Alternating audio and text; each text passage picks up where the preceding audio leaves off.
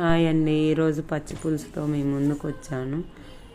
ఒక గిన్నెలో వాటర్ తీసుకొని చింతపండు వేసుకొని మొత్తం కలిపి రసం చేసుకొని సరిపడా కారం, సరిపడా ఉప్పు వేసుకొని కట్ చేసుకున్న ఆనియన్స్ 2 వేసుకొని మంచిగా కలుపుకోవాలి.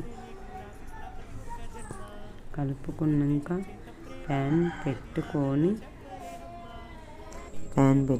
డీప్ ఫ్రైకి సరిపడా ఆయిల్ పోసుకొని ఆయిల్ హీటెక్కాక 1/2 స్పూన్ ఆవాలు, 1/2 స్పూన్ జీలకర్ర, 1/2 స్పూన్ శనగపప్పు, 1/2 స్పూన్ మినప్పప్పు వేసుకొని అవి మంచిగా వేగాక కరివేపాకు వేసుకొని 2 రెబ్బలు ఎండుమిర్చి వేసుకొని ఎండుమిర్చి మంచిగా వేగాక ఎల్లిపాయలు వేసుకోవాలి.